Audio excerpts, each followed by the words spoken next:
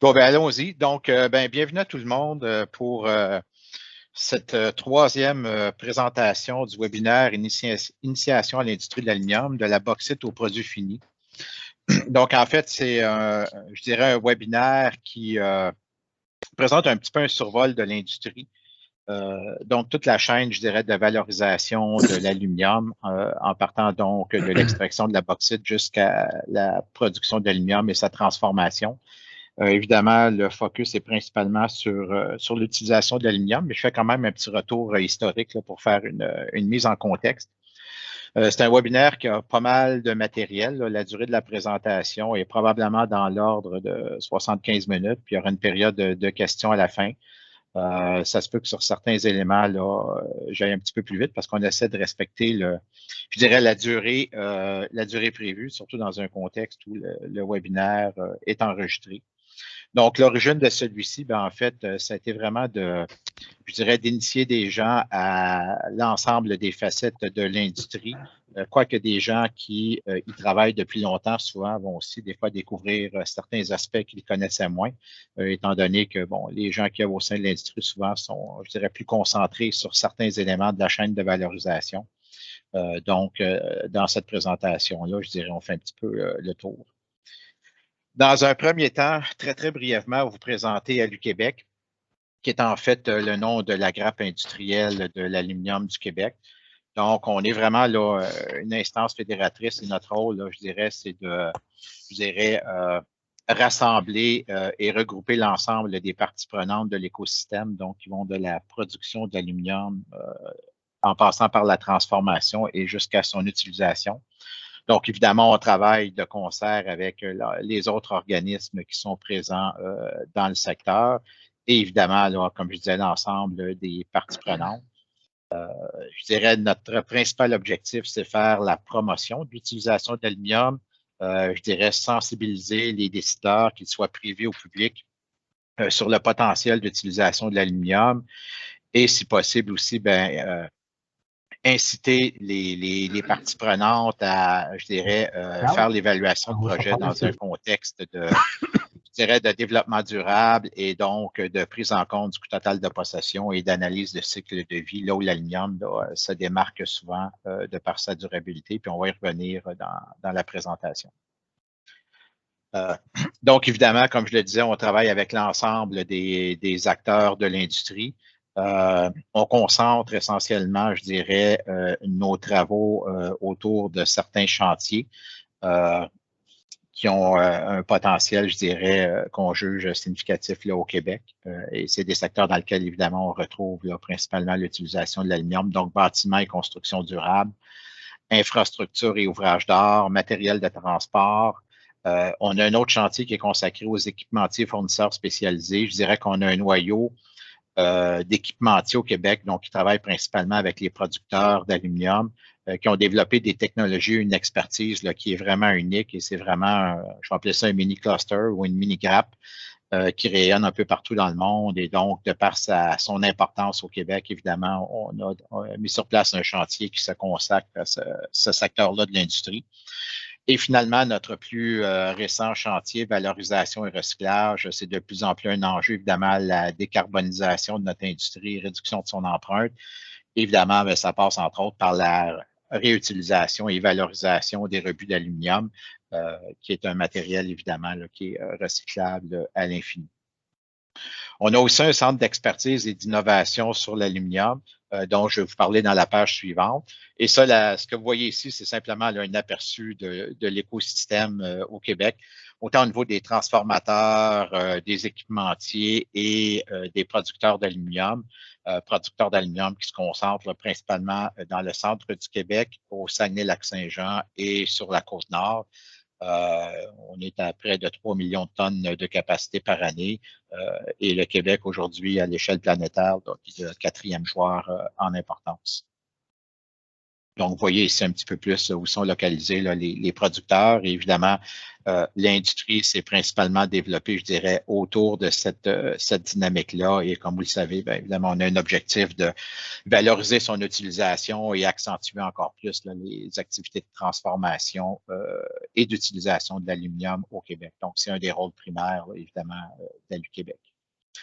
Donc, notre centre d'expertise, ben, en fait, c'est vraiment, comme le mot le dit, une équipe d'experts en conception, principalement conception et utilisation de l'aluminium, procédés de transformation dans certains cas. Donc, notre mandat et nos objectifs, bien évidemment, c'est d'offrir du soutien technique. Donc, on s'implique dans toutes sortes de projets, je dirais, liés à l'utilisation de l'aluminium. Dans certains cas, ça va être des implications très, très ponctuelles là, pour répondre à des interrogations ou apporter des précisions. On fait aussi beaucoup de formations via des webinaires, via des lunch and learn, donc des rencontres, des fois avec des bureaux, des équipes de travail spécifiques là, qui nous demandent des formations particulières. Dans certains cas, c'est nous qui avons développé une formation, entre autres, au niveau infrastructure et ouvrage d'art. On est en train de faire la même chose au niveau bâtiment et construction durable. Donc, évidemment, notre public cible au niveau de ces formations-là, c'est surtout ingénieurs et architectes. En pratique, mais on le fait aussi à l'occasion avec Sion à devenir et c'est de plus en plus un enjeu donc au niveau de je dirais, la formation et le développement de la culture aluminium au Québec. Donc, ça passe évidemment beaucoup aussi par les écoles techniques avec lesquelles on a quand même beaucoup d'implications. On travaille évidemment au niveau des normes, codes de construction, surtout du côté infrastructure. Je parlais d'aide à la conception. Évidemment, c'est ça, on va s'impliquer dans des projets. Et tout ce qu'on fait, c'est gratuit. Donc, vous êtes bienvenus à poser vos questions et à, évidemment, là, nous rejoindre là, pour toute interrogation. Des fois, ça peut être développer une chaîne d'approvisionnement. Enfin, c'est extrêmement large comme intervention. Dans certains cas, par contre, nos interventions sont vraiment beaucoup plus importantes et là, ça prend la forme de mandat, évidemment, pour laquelle il y a une rétribution. Lorsqu'on dédie l'équipe à un très grand nombre d'heures pour un projet ou une entreprise, évidemment, là, on passe dans un mode d'entente contractuelle, mais généralement, ce qu'on fait là est accessible et gratuit à tout le monde. Évidemment, promotion de l'expertise existante en R&D. Donc, évidemment, on travaille en collaboration avec les acteurs du système et on va évidemment référer les entreprises aux experts qui sont appropriés à leurs problématiques. Dans certains cas, on va s'impliquer nous-mêmes dans ces projets de R&D-là où on va être impliqué dans la mise en place de ce type de projet-là. Puis, il y en a toujours un certain nombre là, en cours qui aident justement à développer les connaissances liées à l'utilisation de l'aluminium. Donc, je parlais de former, je parlais de fournir de l'expertise. Ben, c'est vraiment ça, je dirais, nos deux principaux axes là, au niveau du centre d'expertise et d'innovation de l'aluminium. Et encore une fois, c'est autant là, je dirais, les ingénieurs, les architectes, les designers industriels en pratique que sont à devenir. Et l'expertise technique, c'est de l'accompagnement avec des utilisateurs ou des fabricants de produits en aluminium. Enfin, on est là pour répondre à toutes les questions et de près ou de loin, ce qui touche l'aluminium, peu importe où vous vous situez là, dans la chaîne de valeur de l'aluminium.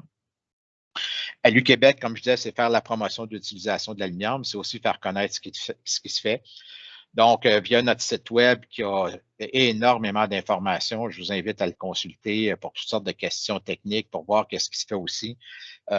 On a développé un certain nombre de répertoires. Vous en voyez quelques-uns ici, par exemple, répertoire des passerelles en aluminium au Québec. Évidemment, on veut valoriser ce créneau-là et on pense que c'en est un d'avenir. Donc, c'en est un qui est représenté là, dans notre liste de répertoires.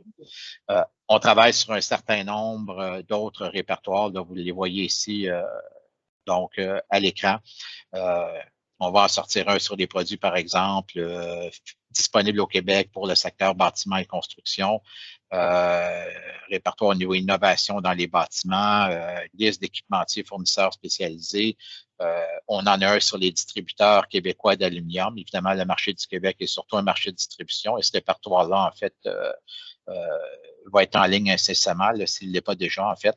Donc, il y a énormément d'informations sur notre site qu'on vous invite à consulter. L'autre élément, je parlais de développer la culture aluminium, évidemment, et faire connaître et attirer les futurs professionnels. Ben, un de nos axes d'intervention, ben, c'est le défi structural. On a eu la 2e édition cette année en septembre. Donc, c'est une compétition universitaire qui regroupe des étudiants de toutes les universités québécoises en design industriel, architecture et principalement génie civil, génie de la construction. Donc, l'objectif du défi, c'est de concevoir un produit en aluminium, mais chaque défi a sa problématique propre. Dans ce cas-ci, cette année, on parlait d'une passerelle c'est un site spécifique. Donc, l'objectif, c'est vraiment de faire intervenir des étudiants de diverses pratiques et être appelés à travailler ensemble là, pendant 4 jours pour développer justement ou répondre aux défis en proposant un concept. Et c'est des étudiants qui arrivent qui ne se connaissent pas. Donc, c'est vraiment un peu une reproduction de ce qui se passe en milieu de travail. Et les commentaires sont extrêmement favorables. Donc, évidemment, c'est un défi qui va se reproduire en septembre prochain. Et puis, évidemment, on va être en mode sollicitation là, pour aller chercher le plus grand nombre de participants possible. Et c'est une belle expérience aussi parce qu'il y a des experts de l'industrie qui s'impliquent, qui accompagnent et coachent les étudiants. Et je dirais c'est vraiment gagnant-gagnant là, pour tous les participants, autant étudiants que professionnels. Donc, vous voyez un petit peu ce qui s'est passé au défi de cette année. Donc, encore une fois, là, un très beau succès. Et par rapport à la première édition, un plus grand nombre de participants, un plus grand nombre de partenaires financiers, un plus grand nombre d'experts. Donc, on est vraiment en train de créer, je dirais, quelque chose de vraiment intéressant pour, je dirais, mobiliser, sensibiliser les étudiants à l'utilisation de l'aluminium. Donc, on arrive à notre sujet, donc l'aluminium et son histoire. L'aluminium, c'est un matériau relativement nouveau en termes d'utilisation industrielle.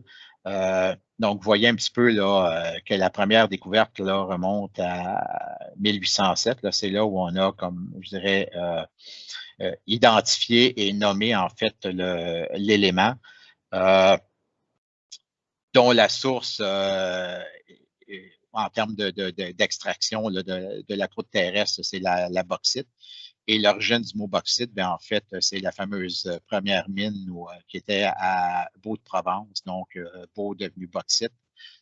Donc, c'est vraiment là qu'on a donné le nom à ce minerai-là duquel on extrait l'alumine. Premier lingot obtenu par voie chimique, vous voyez, en 1854.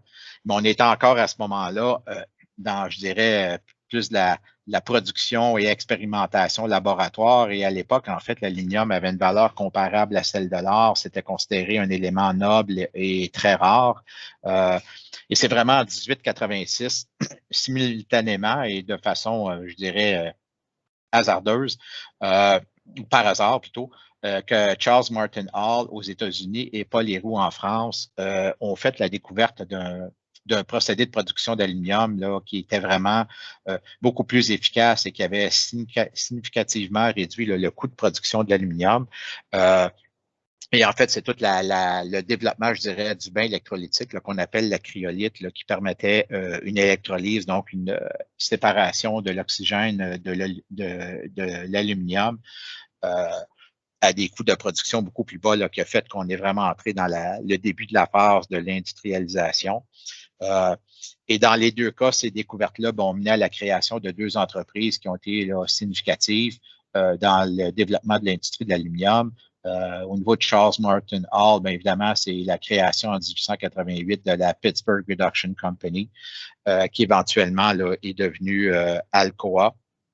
Et en France, la découverte de Paul Héroux a mené éventuellement à la création de Péchinier qui subséquemment a été, je dirais, acquise par Alcan, qui est devenu Rio Tinto par la suite. Donc, Pittsburgh Reduction Company, en fait, on va en parler un petit peu plus tard, mais la production d'aluminium, c'est essentiellement une réaction de réduction, donc oxydation-réduction. Dans ce cas-ci, c'est réduction parce qu'on enlève les éléments d'oxygène qui sont dans l'alumine pour en faire de l'aluminium, d'où le nom initial de la compagnie.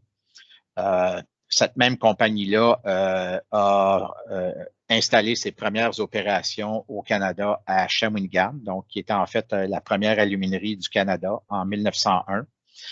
En 1926, ou dans ce coin-là, on a commencé à développer toute la région du Saguenay, Lac-Saint-Jean. Et en fait, c'était encore à l'époque Alcoa. Et d'ailleurs, une des villes industrielles du secteur, Arvida, en fait, était nommé en l'honneur du président d'Alcoa à l'époque, Arthur Varning Davis. Donc, c'était les premières lettres de son nom qui ont été utilisées pour nommer la ville de Arvida.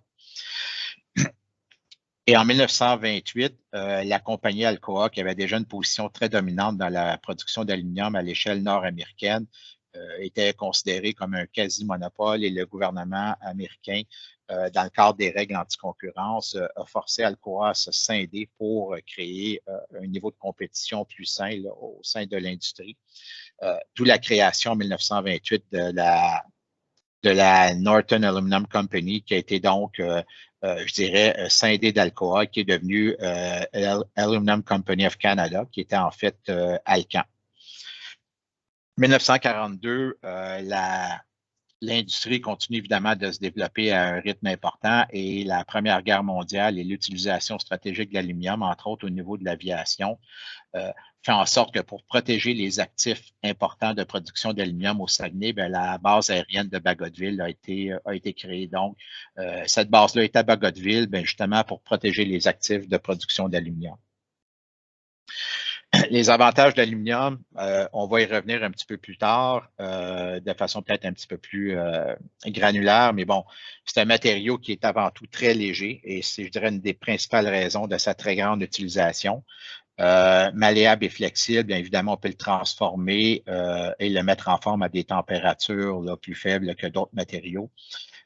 C'est un métal qui est recyclable à l'infini. Donc, évidemment, en termes de décarbonisation et de produits verts, c'est vraiment une caractéristique extrêmement intéressante là, par rapport à d'autres matériaux. Durabilité, vous allez voir, c'est un matériau qui résiste énormément, je dirais, à tout ce qui est les expositions là, atmosphériques et donc en service, généralement, l'aluminium va avoir une durée de vie beaucoup plus longue que plusieurs autres matériaux concurrentiels. Donc aujourd'hui, on estime qu'environ 75% de l'aluminium qui a été produit est toujours en circulation.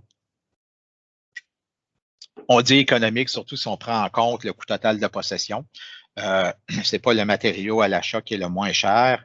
Par contre, comme il requiert peu d'entretien et justement, il est très durable, bien, sur l'ensemble de la durée de vie du produit fabriqué avec de l'aluminium, on va avoir généralement là, un coût de possession qui est beaucoup moins élevé que d'autres matériaux. Résiste généralement bien à la corrosion et c'est aussi un excellent conducteur électrique et thermique. Donc, dans des applications où la conductivité est un enjeu, l'aluminium va être un matériau qui est souvent priorisé. Pardon. L'industrie de l'aluminium, sommairement, la capacité mondiale de production, là, présentement, on dit 66 millions de tonnes, c'est peut-être même rendu un petit peu plus que ça. Ce qui est à noter, c'est que la croissance de la production en Chine a été là, presque exponentielle là, dans les 15 dernières années. Et aujourd'hui, là, plus de 55% de la production mondiale d'aluminium primaire se fait en Chine. Vous voyez les prévisions de consommation, on est dans cet ordre de grandeur-là. L'utilisation de l'aluminium a toujours été là, en croissance constante et dans un contexte de décarbonisation, donc d'allègement et de plus grande autonomie, entre autres, si on parle de nouveau transport, c'est un matériau qui va être de plus en plus utilisé. On le voit beaucoup aussi du côté emballage. Évidemment, il y a des enjeux d'empreinte environnementale, je vais en reparler plus tard. Je dirais le développement des nouvelles capacités dans les dernières années, c'est surtout fait au Moyen-Orient. En Chine et dans d'autres secteurs d'Asie. L'Inde est de plus en plus un joueur important et d'autres pays asiatiques aussi là, commencent à être de plus en plus importants là, dans la production d'aluminium. Je le disais, au Québec, on est environ à 3 millions de tonnes. Longtemps, le Québec était numéro 3 derrière, dans les dernières années, derrière la Chine et la Russie. Mais je dirais l'Inde a maintenant pris la 3e position et donc le Québec est le 4e producteur mondial. Et c'est d'ailleurs la position du Canada. Recyclable à l'infini, et ce qui est important de noter, c'est pour recycler l'aluminium, on a seulement besoin de 5% de l'énergie qui est requise lorsqu'on en fait l'électrolyse pour la première production. L'impact environnemental de la production d'aluminium dépend beaucoup des sources d'énergie. Donc, source d'énergie, en fait, pour produire l'électricité qui est utilisée pour l'électrolyse. Donc, vous voyez, par exemple, au Québec, avec de l'électricité de sources renouvelables, en fait, les seules émissions associées à la production de l'aluminium sont celles générées, là, entre autres, par la consommation des anodes de carbone. Donc, c'est environ 2 tonnes de GES par tonne d'aluminium produite. En Chine, par exemple, où on utilise essentiellement de l'électricité produite à l'aide du charbon, la production d'électricité avec ces sources de charbon-là dégage énormément de GES. Donc, la production de l'aluminium dans cette région-là, entre autres, avoisine les 15 tonnes de GES par tonne d'aluminium. Vous voyez un petit peu la courbe de croissance, d'ailleurs, de production d'aluminium. Et entre autres, la croissance de la Chine là, qui est passée de 16 à 56 et qui continue d'avoir une domination là, à l'échelle mondiale au niveau de la production. Alors que si vous voyez, par exemple, la courbe ou les barres en vert, c'est la production dans le reste du monde. Bien, dans les 15 dernières années, ça a été, je dirais, relativement stable. La Chine a croissant tellement sa production que c'était difficile là. Et le secteur de l'aluminium, dans un contexte souvent de surcapacité dans les dernières années, évidemment, il y a eu très peu d'autres projets à l'extérieur de la Chine parce que justement, il y avait beaucoup moins d'opportunités de croissance. Je dirais la domination des grands producteurs peut varier dans le temps et un bel exemple, c'est celui des États-Unis qui produisent environ le tiers de la capacité mondiale de production d'aluminium dans les années 80, donc 5 millions de tonnes sur 15, 33 et aujourd'hui, en fait, c'est rendu à environ 1 et c'est en décroissance. Donc, des changements structuraux très importants là, du côté de l'environnement de production d'aluminium du côté américain ont fait que leur position dominante là, a pratiquement disparu. Et c'est d'ailleurs le plus grand importateur d'aluminium primaire de la planète.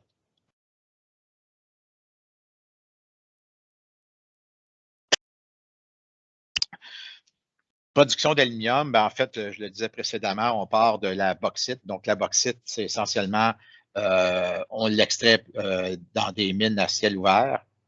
Donc, vous voyez un petit peu ce que ça prend, là. C'est des camions puis des pelles mécaniques. La bauxite est ensuite convertie en alumine, donc par ce qu'on appelle le procédé Bayer, qui est un procédé en phase aqueuse qui utilise entre autres beaucoup de chaleur et de soude caustique pour séparer l'alumine des autres composants qui sont souvent des oxydes de fer et autres éléments. Et c'est cette alumine-là, ensuite, évidemment, qui passe par un procédé d'électrolyse, qu'on appelle le procédé Hall-Héroult, dont on parlait précédemment, qui va ensuite extraire l'oxygène de l'alumine pour en produire l'aluminium qu'on utilise là, couramment. Donc, vous voyez un peu les ordres de grandeur. Pour une tonne d'aluminium, il faut environ 4 tonnes de bauxite qui deviennent 2 tonnes d'alumine et ensuite là, 1 tonne d'aluminium. Vous avez un ordre de grandeur des prix. Évidemment, c'est extrêmement variable. D'ailleurs, aujourd'hui, la tonne d'aluminium est plus dans l'ordre de 2600, 2700 $ la tonne métrique, toujours des dollars US. Et elle a même approché les 3300, 3400 $ la tonne il y a quelques mois. Alors que si on recule il y a 18 mois, on était plus dans l'ordre de 1400, 1500 $ la tonne. Donc, il y a eu une explosion de prix qui est en train là, présentement de redescendre, mais enfin, c'est simplement pour vous dire que l'ordre de grandeur du prix là, dans les 15-20 dernières années, c'est environ de 1800, 2000 $ la tonne. Mais vous voyez d'où on parle, la tonne de bauxite, elle est plus dans l'ordre de 50. L'alumine, c'est assez variable aussi, mais disons que comme ordre de grandeur, 300-400 $ la tonne métrique, et c'est vraiment en bout de ligne, là, on obtient un produit qui est au niveau aluminium, qui est environ 2000 $ la tonne. Pour produire l'aluminium, je le disais précédemment, on utilise un procédé d'électrolyse dans lequel, évidemment, on fait passer un courant à très fort ampérage, relativement faible voltage. Et ce courant-là, en fait, va passer d'une anode de carbone à une cathode de carbone. Et c'est les anodes, en fait, qui se consomment et qui sont remplacées à tous les 21 jours. Et vous le voyez, donc, pour produire une tonne d'aluminium, on va utiliser environ 400 kg d'anodes de carbone. C'est essentiellement là que le carbone est consommé au niveau des anodes. Et d'où l'émission des GES là, dont on parlait précédemment, là, les 2 tonnes d'émissions de GES par tonne d'aluminium produite. Donc, cet aluminium liquide-là ben, est extrait ou est siphonné dans les cuves d'électrolyse pour être transféré par des creusets dans des fours de généralement des fours de maintien dans lesquels on va ajouter les éléments d'alliage et ensuite couler les différentes formes d'aluminium. Puis je vais en parler un petit peu plus loin. Donc, la réaction chimique, essentiellement, là, elle est simplifiée. Encore une fois, c'est l'extraction de l'oxygène, donc Al2O3 qui devient Al2 et les fameuses émissions de CO2 dont on parlait. Donc, matière première, on l'a dit précédemment, la bauxite, l'alumine. Au niveau des anodes, c'est essentiellement fait de coke et de brai. Et évidemment, ben, ça prend une quantité quand même importante d'énergie. Ce que vous voyez en rouge, c'est un petit peu l'ordre de grandeur des coûts. Ça peut varier d'un endroit à l'autre sur la planète, mais encore une fois, c'est des ordres de grandeur pour vous situer. Là. Donc, pour chaque tonne, le coût de production d'une tonne d'aluminium, ben, environ 25 du coût de production va être l'alumine, 15 va être au niveau de tout ce qui est le carbone et l'énergie va être 25 puis le reste, ben, ça va être la main-d'œuvre et d'autres accessoires, là, mais disons que c'est les principaux composants. Ce que ça implique, ben, évidemment, les cuves d'électrolyse, c'est des cuves en série. Dans des très grandes salles de cuves, généralement, on va parler de salles qui peuvent avoir 1 kilomètre de long et plus, puis on va être dans l'ordre de 2 à 600 cuves environ là, par aluminerie. Et comme je le disais précédemment, ben, l'aluminium liquide est amené dans des fours de maintien qui vont ensuite alimenter des puits de coulée dans lesquels on va couler l'aluminium dans différentes formes, dont par exemple les lingots hantés, ce que vous voyez en bas à droite de l'écran. Cuve d'électrolyse, ben, vous en voyez une ici. Ce que c'est, ben, chaque cuve produit environ là, 1000 tonnes métriques par année. Évidemment, ça dépend de la taille des cuves, ça dépend du niveau d'ampérage, mais c'est des ordres de grandeur. Je parlais là, au Québec, avec la taille des alumineries qu'on a, on est dans l'ordre de 250 à 600 cuves. Là, c'est des chiffres arrondis.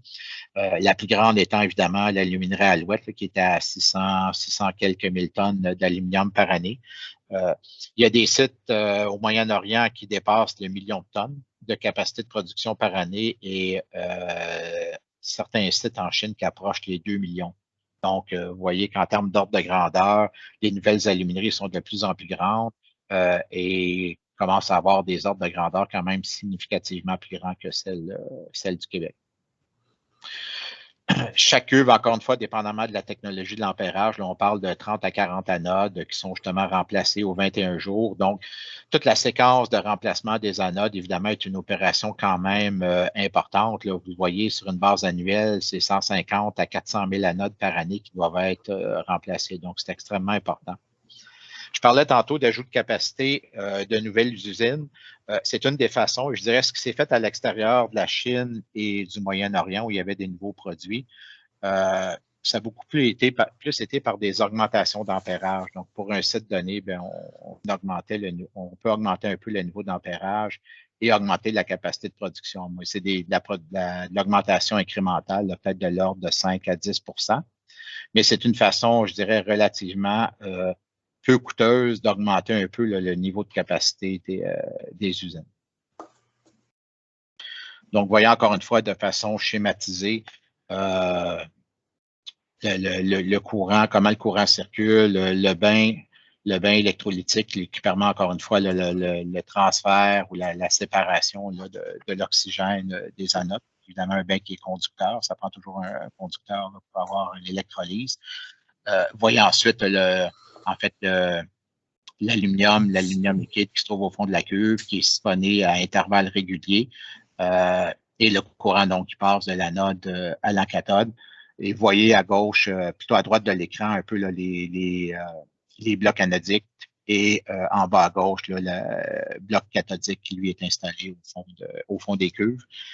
La cuve, généralement, va avoir une durée de vie de 5 à 7 ans. Donc, c'est au bout de ces 5 à 7 ans-là qu'on va déconstruire la cuve ou enlever, évidemment, tous les résidus, autant les blocs cathodiques que tous les blocs réfractaires là, qui s'y trouvent. Centre de coulée, j'en parlais, four de maintien ou four de refonte. Généralement, dans une aluminerie, on va plus voir les fours de maintien. Donc, l'aluminium arrive déjà dans une forme liquide. On va le transvider dans un four dans lequel on va ajouter les différents éléments d'alliage au besoin, dépendamment de ce qu'on produit. Et ensuite, le four de maintien va alimenter là, les différents équipements de coulée là, en fonction de ce qu'on va vouloir produire. Vous voyez en bas à gauche, c'est plus de la coulée de gueuse. Une gueuse, c'est, je dirais, essentiellement un bloc d'aluminium, on va l'appeler comme ça, qui pèse généralement 7 à 800 kilos. Et dans ce cas-ci, généralement, bon, on ne passera pas par le four de maintien, ça va directement le creuset qui est transvidé là, dans les moules là, qui vont produire les gueuses. Vous avez un autre type de centre de coulée là, au centre de l'écran qui va plus produire des petits lingots. Et finalement, ben, l'autre option de coulée, surtout dans des productions de différents alliages d'aluminium, on va plus passer par un puits de coulée qui peut avoir jusqu'à une trentaine de pieds ou une dizaine de mètres de profondeur. Dans ce cas-ci, ce qu'on voit à l'écran, c'est de la billette. Donc, ça ressemble à des grands poteaux d'aluminium, essentiellement. Donc, ils vont être de différents diamètres, mais il y a d'autres formes, évidemment, qu'on va faire dans un puits de coulée. Je vais les présenter là, à l'écran. Je parlais tantôt au niveau opération équipement, ben, une opération importante, comme je disais tantôt, c'est le siphonnage de l'aluminium liquide dans la cuve d'électrolyse. Donc, on passe par un creuset qui est le contenant qu'on voit qui est suspendu là, par un pont roulant. Et vous voyez un petit peu là, le genre de pont roulant qu'on retrouve dans les alumineries là, sur la photo de droite. C'est quand même des éléments extrêmement complexes. On va les utiliser autant pour aller, par exemple, remplacer les anodes, aller, je dirais, casser la croûte du bain pour pouvoir ensuite aller siphonner l'aluminium dans les cuves. Donc, c'est ce genre de pont roulant-là qu'on trouve là, qui fait essentiellement là, les différentes opérations dans les salles d'électrolyse. Les creusets, les anodes et bon, les différents gros équipements ou contenants ou autres qui sont utilisés ben, sont déplacés à l'aide de véhicules spéciaux qui ont été développés pour l'industrie de l'aluminium. On voit un exemple de véhicule là, fabriqué au Québec par la compagnie McFord. Donc, c'est un exemple de véhicule qu'on trouve là, dans les différentes salles de cuve pour les différentes opérations. Donc, je parlais tantôt d'équipements et fournisseurs spécialisés. Bien, c'est un exemple justement de fournisseurs spécialisés qui sont des joueurs importants là, pour l'industrie de l'aluminium et pour lesquels, je dirais, le Québec, là, je dirais, de par notre longue expérience de production d'aluminium, qui est dans presque plus de 120 ans, bon, on a une très grande expertise, là, justement, du côté de ce genre d'équipement-là, et c'est des équipements qu'on exporte un peu partout là, sur la planète. L'empreinte environnementale de la production d'aluminium, il y a une très forte décarbonisation de par l'amélioration des procédés. En fait, le procédé qu'on appelle encore Hall-Héroult, mais avec une évolution au niveau de technologie, surtout au niveau du type d'anode et de construction de cuve. Donc, vous voyez, par exemple, et c'est des chiffres approximatifs et ça remonte à 2009, mais je dirais, bon, c'est des chiffres qui sont pas mal encore valides aujourd'hui. Vous voyez la croissance de la production d'aluminium au Québec entre 90 et 2009, donc sur un horizon d'une vingtaine d'années. Alors, pendant cette même période-là, avec les changements de procédés, ben, en termes d'intensité d'émissions de GES, si on va du côté droit de l'écran, ben, c'est une baisse de plus de 65 et en valeur absolue, malgré qu'on a plus que doublé, environ 2,5 fois, 250 d'augmentation de production, ben, on a réduit les émissions de plus de 20 Et en fait, 90 sert souvent de référence là, en termes de variation des émissions de GES un peu partout sur la planète. Les réductions industrielles du Québec proviennent essentiellement de l'industrie de l'aluminium qui a fortement amélioré là, son bilan environnemental de ce côté-là et qui continue à l'améliorer, évidemment. Je parlais d'empreinte environnementale et un élément important, évidemment, c'est la source d'énergie, donc comment l'électricité est produite.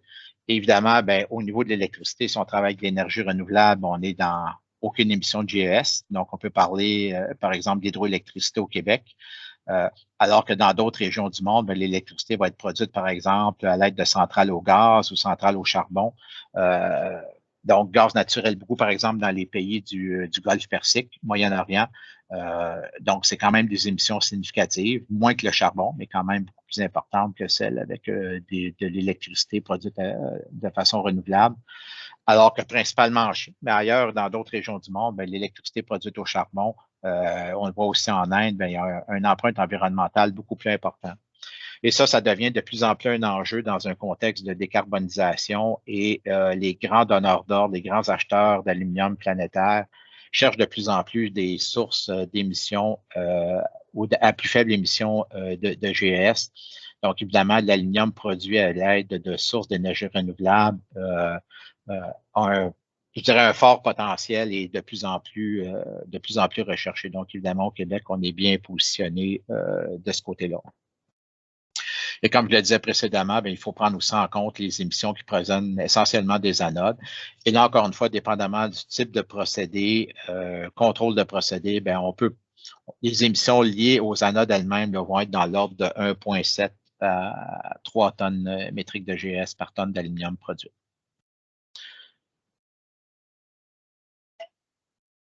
On entend de plus en plus parler de la société Elysis, qui est en fait une coentreprise entre Alcoa et Rio Tinto. C'est essentiellement une technologie de production d'aluminium qui utilise ce qu'on appelle des anodes inertes.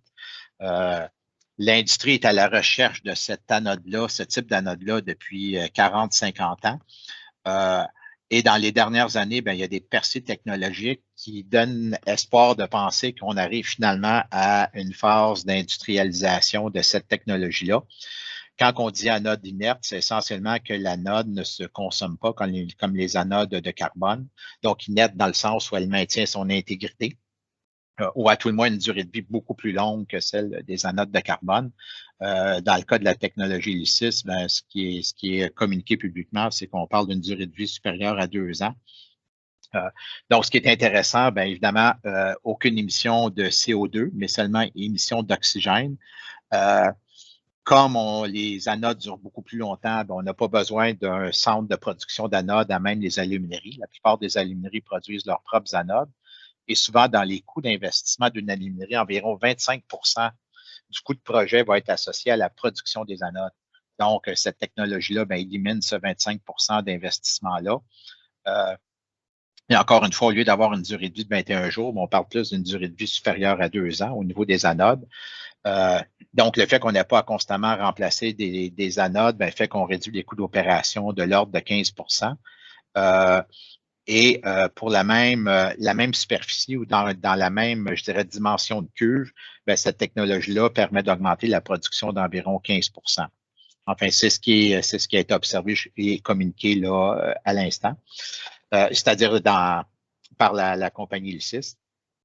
Donc, évidemment, c'est une technologie qui est en phase de développement. Et depuis 2018, je dirais, les étapes de développement de cette technologie-là se font maintenant au Saguenay, dans un site de Rio Tinto. Donc, c'est essentiellement, encore une fois, les experts de Alcoa et Rio Tinto qui collaborent à l'avancement de la technologie. Évidemment, il y a beaucoup d'espoir pour augmenter encore plus la décarbonisation de l'industrie et arriver à une production d'aluminium qui aurait pratiquement aucune émission de GES. D'autres enjeux environnementaux, quand on produit de l'aluminium, puis il faut toujours en prendre en compte. Et je dis enjeux et opportunités parce qu'évidemment, l'industrie valorise et cherche à valoriser encore plus les résidus qui sont produits pour les réutiliser et donc réduire, entre autres, l'enfouissement ou autre forme je dirais, d'émissions. Mais évidemment, ce qu'on appelle la brasque, qui est en fait tout ce qui est les résidus dans les cuves en fin de vie. Je disais qu'elles ont une durée de vie de 5 à 7 ans. C'est essentiellement du carbone et aussi les réfractaires là, qui contiennent beaucoup de silice et d'alumine. C'est écrit aluminium, mais c'est plus alumine. Donc, vous voyez la photo en haut à droite, qui est essentiellement là, une cuve en fin de vie avec un marteau-piqueur qui est là pour essentiellement aller casser là, tous les résidus qui se retrouvent dans la cuve. Donc, un des enjeux, évidemment, c'est de réutiliser et revaloriser ces résidus-là.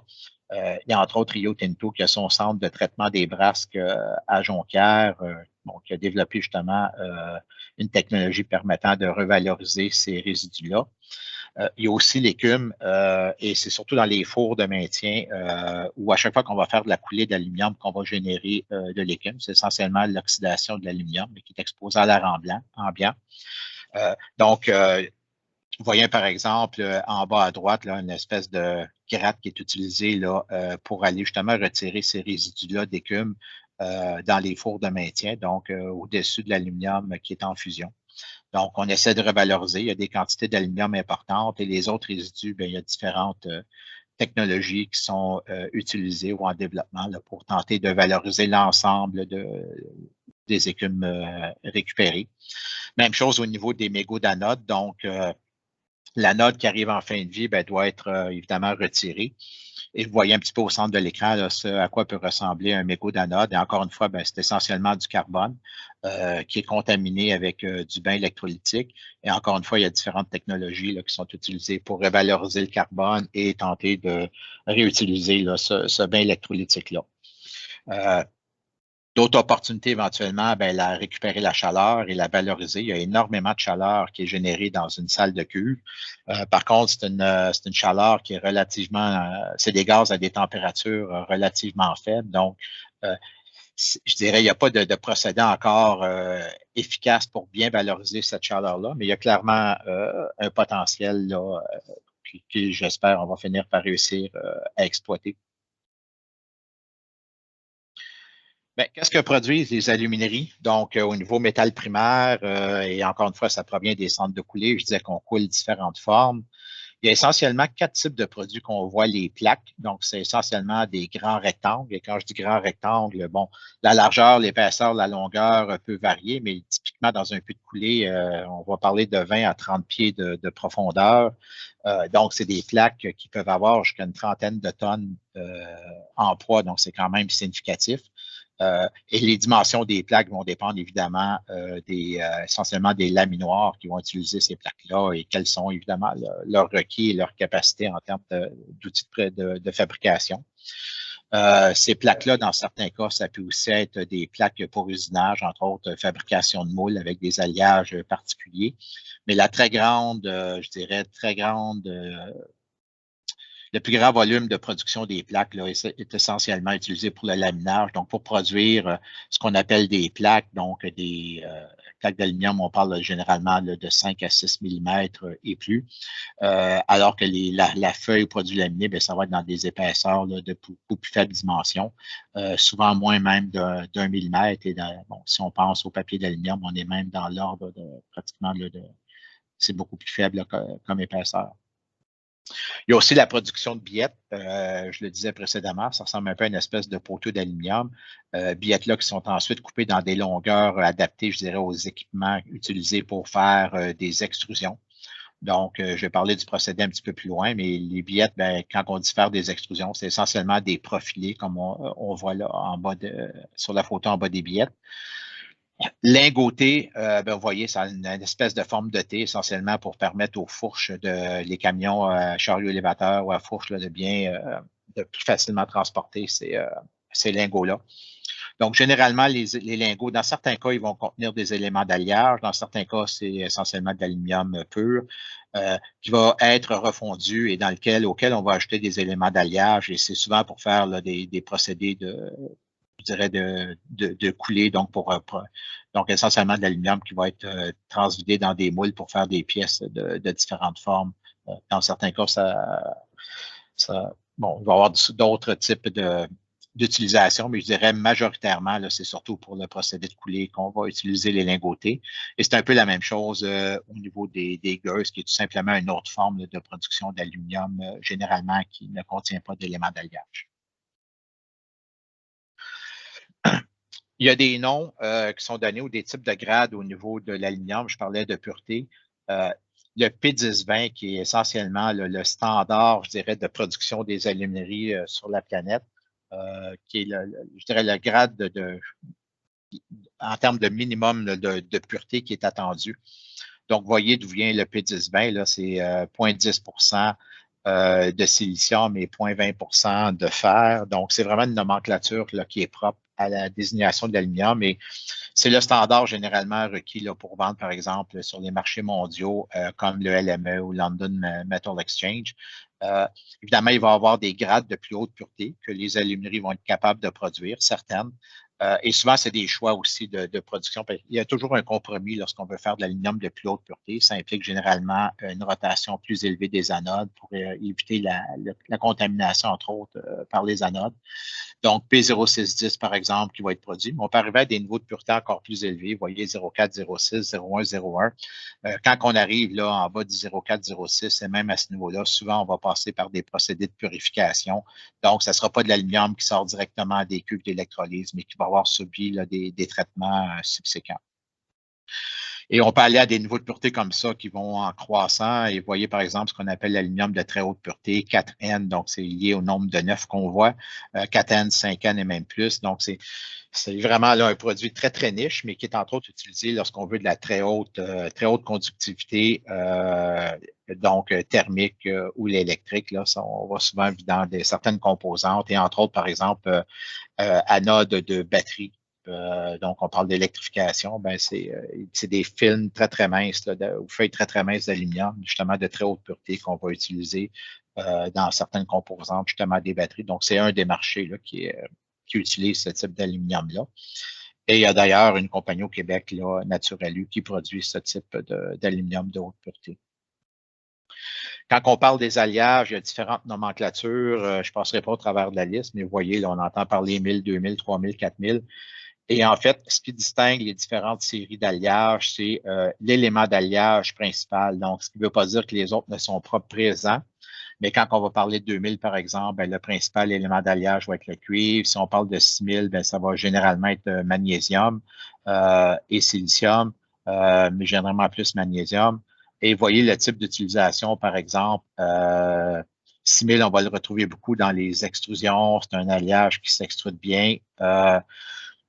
3000, on va voir beaucoup dans la feuille, mais il va aussi avoir de la feuille de 3000, de 6000. Enfin, il y a différents types là, de procédés qu'on va pouvoir utiliser avec les différents alliages. Et dépendamment du type d'alliage utilisé, le traitement pour améliorer les propriétés mécaniques va soit être thermique. Donc, généralement, on va avoir un T après le numéro d'alliage qui indique un traitement thermique, ou un H, en fait, qui est plus un traitement, mais plus mécanique. Donc, écrouissage ou sous pression. Donc, mais ça va être mécanique et pas nécessairement l'élément chaleur là, qui va conditionner ces alliages-là.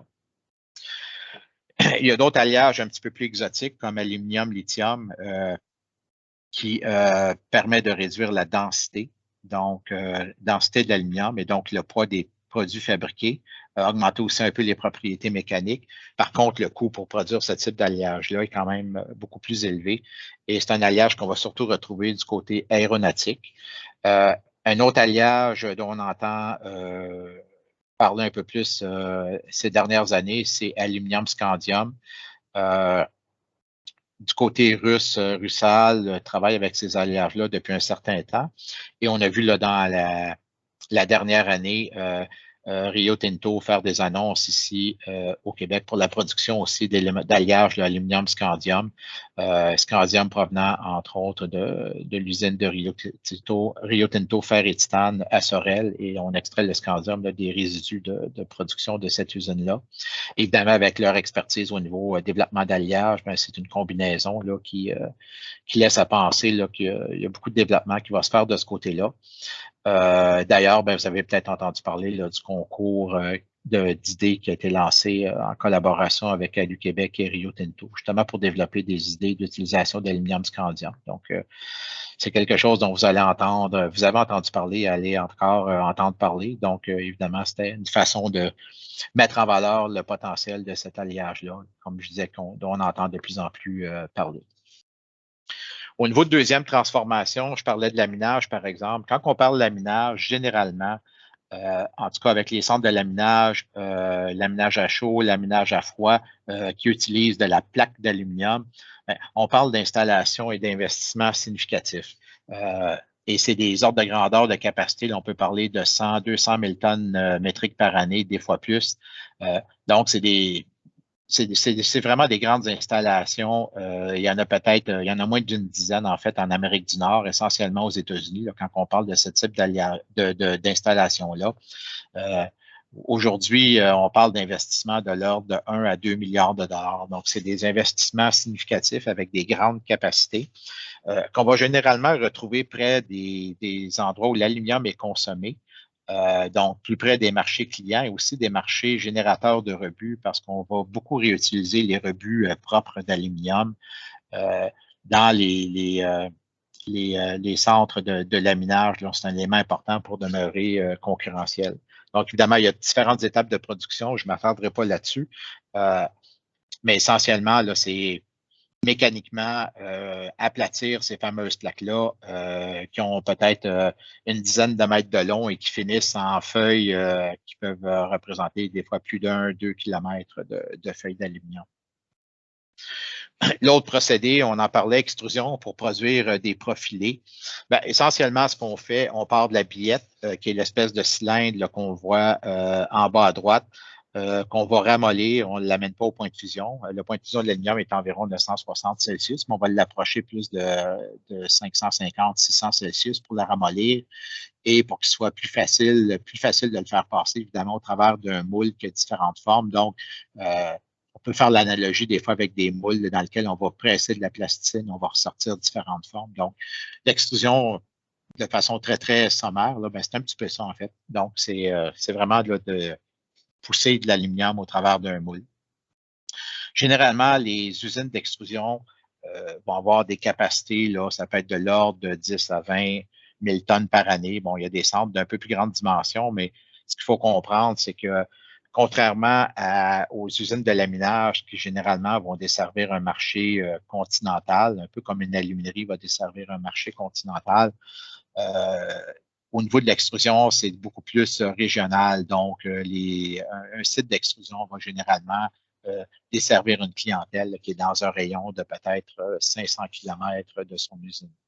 Donc, il y a 4 usines comme ça là, au Québec qui font différentes extrusions. Un autre procédé de transformation, ben, c'est plus ce qu'on appelle le moulage. Bon, die casting, évidemment, on peut utiliser des moules permanents, des moules rigides comme ce qu'on voit à l'écran. Ça peut être des fois des moules au sable pour des productions de plus petites séries. Mais essentiellement, ce qu'on fait, c'est qu'on vient fondre l'aluminium, ajouter les éléments d'alliage aux besoins, quoique généralement, ces centres-là vont acheter de l'aluminium déjà allié. Donc, on le fond et on le coule dans des moules. Bon, évidemment, je simplifie un petit peu, là, mais c'est essentiellement ça, le procédé de moulage. Ce qu'on fait avec les pièces d'aluminium, les différentes composantes, évidemment, on va les assembler. Il y a différentes technologies utilisées, différents types de soudure. Le plus récent étant le troisième, FSW, Friction Stir Welding. On voit un petit peu l'image en haut à droite. Donc, essentiellement, c'est on va appeler ça une toupie qui tourne à très haute vitesse et de par la friction, vient ramollir localement l'aluminium et mélanger les deux composantes. Donc, ce qu'on est en train de faire, c'est essentiellement là, à l'écran, souder deux barres d'aluminium. Donc, en ramollissant à l'intersection de ces deux barres et fusionnant ni plus ni moins l'aluminium. Et c'est une méthode d'assemblage qui permet de maintenir un plus haut pourcentage des propriétés mécaniques de l'aluminium. Dans le cas des autres méthodes de soudure, avec un apport de matière et un plus haut niveau de température, là, soit TIG ou MIG, généralement, localement, là, les propriétés mécaniques de l'aluminium peuvent chuter jusqu'à 50 %. Donc, c'est quand même significatif. Il y a d'autres méthodes d'assemblage, rivets, boulons ou même adhésifs qu'on voit de plus en plus dans les dernières années. Donc, dépendamment du type de pièce, dépendamment de son utilisation, la forme des pièces, ben, on va considérer là, ces types de méthodes d'assemblage-là. Un autre enjeu important, et je dirais propriété intéressante de l'aluminium, je le disais, là, comme c'est un métal qui se recycle à l'infini, et qui requiert un niveau beaucoup plus faible d'énergie que lorsqu'on produit l'aluminium primaire, bien évidemment, c'est un élément extrêmement important et une source d'aluminium vraiment importante. Donc, on doit tenter de valoriser le plus possible. Donc, évidemment, éviter d'enfouir les rebuts d'aluminium, mais plutôt les réutiliser. Et je dirais qu'au niveau des rebuts industriels, le taux de récupération est extrêmement élevé. et c'est beaucoup plus facile, évidemment, à réutiliser. Il n'y a pas de contamination. Et évidemment, dans le contexte, on a séparé les différents types d'alliage. Ça favorise encore plus là, sa réutilisation dans des je dirais, une production là, qui a une plus grande valeur en termes de valeur de l'aluminium, évidemment, récupéré. Un exemple d'économie circulaire qui est extrêmement bien implanté, qui est fonctionnel, c'est celui de la canette. Bon, oui, il y a une contamination, il y a des lacs et autres liquides présents, mais comme entre autres avec la consigne, on sépare déjà les éléments d'alliage, le type de contenant. C'est vraiment là, une boucle fermée qui est extrêmement efficace et on estime là, que le cycle là, est d'environ 60 jours. Donc, la canette qu'on va consommer, en moyenne, 60 jours plus tard, va retourner sur la même ou sur une tablette là, dans une nouvelle application là, comme contenant. Donc, c'est une boucle qui est extrêmement efficace, qui permet de réduire le coût, évidemment, et surtout réduire l'empreinte environnementale. Ceci dit, il y a d'autres buts de post-consommation. On pense aux voitures en fin de vie, les éléments de bâtiment et autres. Donc, évidemment, c'est d'autres éléments là, qui peuvent être récupérés, recyclés. Mais évidemment, tout ce qui est post-consommation représente un plus grand enjeu parce qu'évidemment, il faut enlever les éléments contaminants. Mais il y a de plus en plus de développement au niveau de la technologie qui favorise là, la réutilisation de ces rebuts-là. Évidemment, une des clés pour une meilleure utilisation et valorisation, c'est idéalement la séparation à la source. Donc, il y a différentes initiatives de ce côté-là là, qui sont en place. Qu'est-ce qu'on fait avec l'aluminium? Évidemment, on a industrialisé sa production. Il fallait donc aussi développer des utilisations. Et avec les propriétés de l'aluminium dont on a fait mention, bien évidemment, il y avait de plus en plus d'opportunités. On voit châssis de voiture en 1901, châssis de voiture d'aluminium produit par Ford. Donc, on a vu toute la publicité avec les F-150 là, il y a 5-6 ans, avec une très grande utilisation de l'aluminium au niveau châssis et carrosserie. C'était pas nouveau en soi. Ça avait déjà été essayé. Évidemment, il y a toutes sortes de considérations économiques et il faut développer un bon business case, mais on voit qu'il y a des choses qui sont faites dans le passé. Autobus complètement en aluminium en 1925. Avion 1903, en fait, c'était le bloc moteur de l'avion des frères Wright qui utilisait là, un bloc moteur en aluminium pour réduire le poids.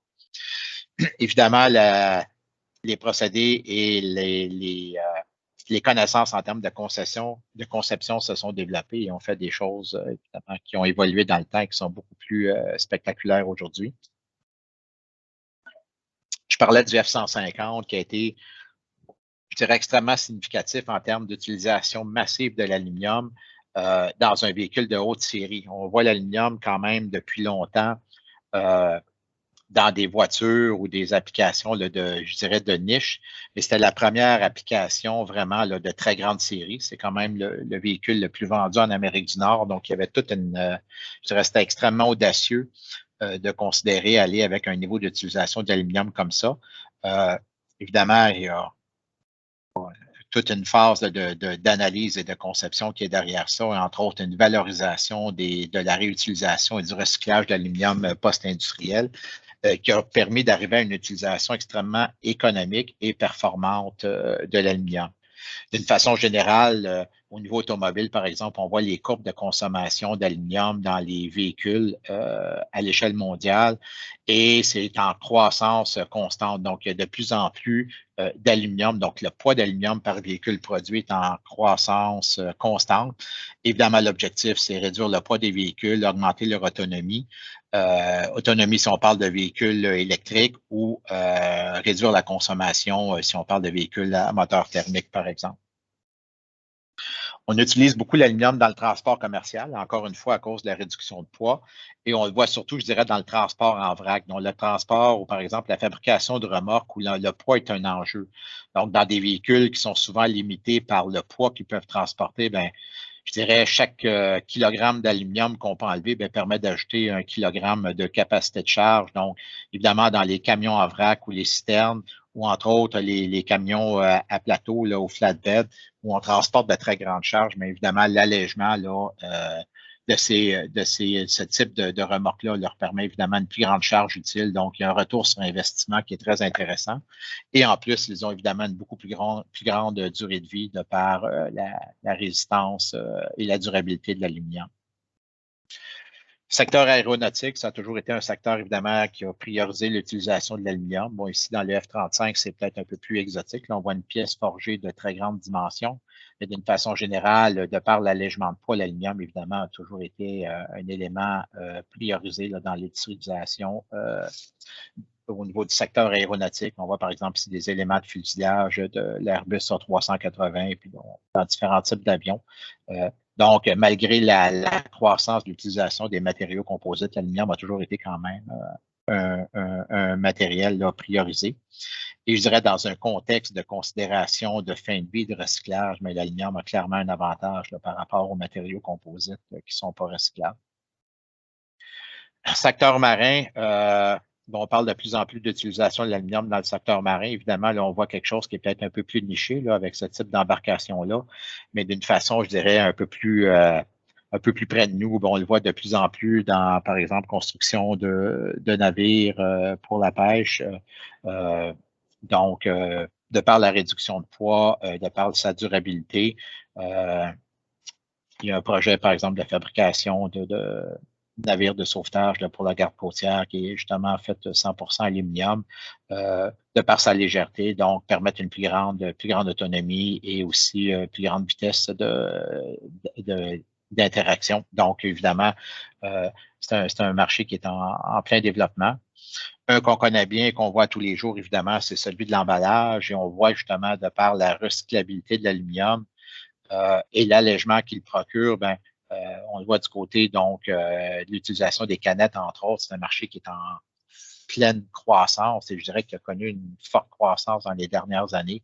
On voit clairement une tendance lourde, là, je dirais, à remplacer la bouteille de verre par la canette d'aluminium. Ben, pourquoi? Premièrement, il ne se brise pas. La canette ne se brise pas. Elle est beaucoup moins fragile que le verre, mais surtout réduction de poids. Vous voyez qu'on peut faire environ 75 canettes avec 1 kilogramme d'aluminium, alors que ça va être 5 bouteilles en verre là, pour la même capacité ou même contenance là, en termes de volume, par exemple. Donc, évidemment, c'est important. Puis, en termes de poids, ben, l'expédition de boissons en aluminium, en canette d'aluminium, par exemple, va réduire là, le poids transporté d'environ 40 %.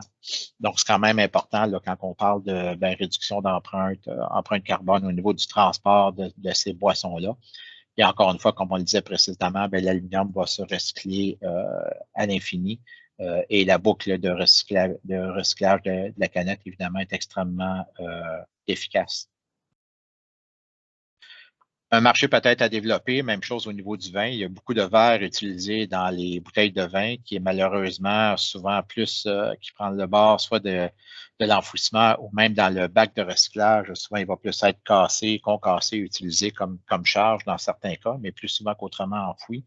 Donc, dans un contexte d'utilisation plus verte, on peut peut-être penser et espérer qu'un jour, on va avoir de plus en plus de contenants en aluminium utilisés, surtout pour les bouteilles, je dirais, ou le vin qui se consomme rapidement. Donc, enfin, c'est un dossier que j'ai toujours en tête et que j'espère voir prendre forme un jour au Québec.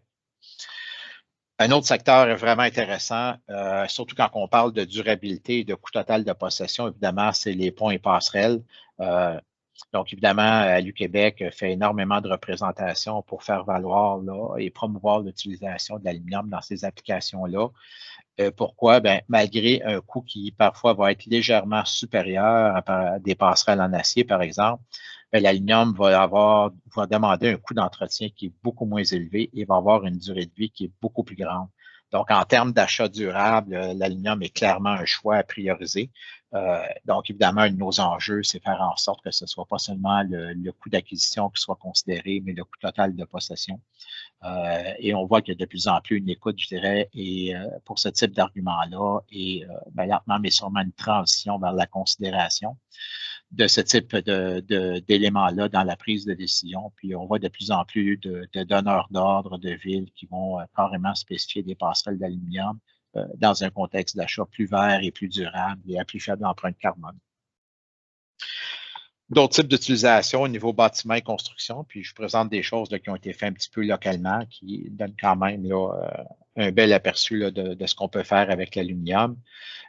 Donc, différentes applications locales. Et on en voit de plus en plus. Et là-dessus, il y a une belle initiative, je dirais, au niveau de la stratégie québécoise de développement de l'aluminium, de faire en sorte qu'on valorise l'utilisation de l'aluminium dans les appels d'offres publics. Au niveau de bâtiments, entre autres, on le voit au niveau des écoles et, par exemple, maisons pour les aînés. Et il y a des dizaines de projets maintenant qui mettent en valeur l'utilisation de l'aluminium, entre autres au niveau revêtement. Évidemment, ben, du Québec est là pour appuyer cette démarche-là et accompagner ou offrir du soutien technique là, aux besoins dans l'utilisation de l'aluminium pour ces applications-là. C'est vraiment un marché à très fort potentiel. Donc, on voit un petit peu ce qui se fait ailleurs dans le monde. Dans certains cas ici, bon, on voit c'est simplement c'est des panneaux réutilisés, donc carrément recyclage, et ça donne quand même je dirais, un bel aperçu là, je dirais, de réduction d'empreinte environnementale en réutilisant de la feuille d'aluminium. Évidemment, on voit qu'on peut faire quand même des formes extrêmement spectaculaires avec l'utilisation de l'aluminium. Et c'est un élément, évidemment, que nous tentons de faire valoir. Donc, faire quelque chose de durable, mais aussi quelque chose qui a une signature, un look vraiment particulier et intéressant.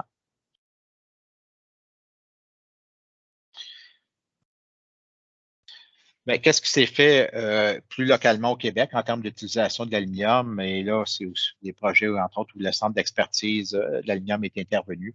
Mais, par exemple, réduction de poids de camions à benne. Et dans ce cas-ci, c'est une benne qui était déjà en aluminium et dont on a optimisé la conception afin de permettre une réduction de poids là, qui était dans l'ordre d'environ 500 kilos, réduction du nombre de pièces, réduction du nombre d'opérations. Donc, c'est le genre d'intervention qu'on peut faire et c'est là où de l'expertise, je dirais, peut vraiment contribuer à rendre un projet encore plus performant et efficace. Donc, avec une meilleure utilisation de l'aluminium, mais c'est un petit peu notre rôle et ce qu'on essaie de promouvoir, évidemment, pour faire en sorte que les projets aluminium soient les plus gagnants possibles. Donc, c'est un autre exemple, évidemment, là, c'était pas au niveau du système comme tel, mais le châssis. Donc, c'est un peu un exemple de type d'intervention qui peuvent être faites. Donc, premièrement, à l'aide d'instrumentation du véhicule, ben, y aller par acquisition de données pour bien comprendre quelles sont les charges auxquelles est soumis le châssis. Donc, à les mesurer sur le terrain, c'est quoi les efforts du châssis. Et avec bon, ces critères de design-là, et en comprenant bien les charges auxquelles va être soumis le châssis, par exemple, ben, on va utiliser ces données-là là, pour faire une conception optimisée là, à l'aide de différents outils de modélisation. Donc, on le voit dans ce cas-ci, bon, on arrivait à une réduction de poids d'environ 25 et bon, d'autres éléments d'amélioration. Donc, c'est là encore une fois où je dirais la science et l'expertise permettent de faire des produits là, encore plus performants. Et dans ce cas-ci, bien évidemment, il y a même un prototype qui a été fait, qui a été soumis à un banc d'essai pour encore une fois valider ce qui avait été modélisé. Donc, confirmer la modélisation et permettre d'identifier les zones de défaillance après un certain nombre de cycles. Mais évidemment, là, on parle ici avec des charges extrêmement élevées. Donc, à titre informatif, c'est un châssis qui a été sur la route et qui a fait plus d'1 million de kilomètres là, sans défaillance. Donc, évidemment, la démonstration sur le terrain a permis de valider la performance. Conception, par exemple, d'une structure pour un microbus. Encore une fois, il y a eu une analyse par élément fini, mais une validation sur un banc d'essai. Dans ce cas-ci, ça a été fait au CRIC. Modélisation et validation de concept d'un châssis en aluminium pour une moto électrique. Conception d'un véhicule de collecte d'ordures en aluminium. Donc, dans ce cas-ci, on parle de réduction de poids d'environ 30 de la benne et donc augmentation de sa capacité de charge de 30 ce qui est quand même significatif. D'autres éléments, évidemment, au niveau architecturaux, dans ce cas-ci, c'était le développement d'une barrière, un concept de barrière thermique là, dans le secteur architectural. Donc, c'est des exemples d'intervention. Dans ce cas-ci, c'est un projet qui résultait d'un concours de design industriel qui avait été gagné par la firme Topo Design. Donc, c'est une application, je dirais, encore une fois, bâtiment et construction, mais intérieur, là, au niveau de système modulaire de différents types de portes d'intérieur qui mettent en valeur l'aluminium et permettant une permutation là, des éléments décoratifs là, pour en faire un élément, évidemment, avec une belle signature esthétique. Un autre exemple d'utilisation bâtiment et construction avec une technologie allemande, Calzip. Donc, c'est essentiellement des bandes, on le voit là à gauche, c'est une feuille d'aluminium qui est embossée pour prendre la forme souhaitée là, sur le toit et qui permet là, une installation extrêmement rapide là, de longues sections. Donc, c'est un toit qui a été fait en 2 jours là, au niveau de l'installation des bandes d'aluminium. Donc, extrêmement rapide. Et évidemment, ben, ça va être un toit, une construction qui va durer des dizaines et des dizaines d'années, donc extrêmement durable et en plus avec justement un procédé d'installation extrêmement rapide. D'autres éléments de conception, bon, on voit ici par exemple le modèle M qui est le minibus électrique Lyon, donc encore une fois toute la conception là, de la structure d'aluminium de ce véhicule-là pour en augmenter son autonomie. Donc, ça fait un petit peu le tour de la présentation. Vous voyez nos partenaires, là, nos partenaires financiers, évidemment, qui sont extrêmement importants pour nous. Donc, ben, écoutez, je vous remercie de votre attention. Je vais sortir de mon écran puis aller voir s'il y a peut-être quelques questions.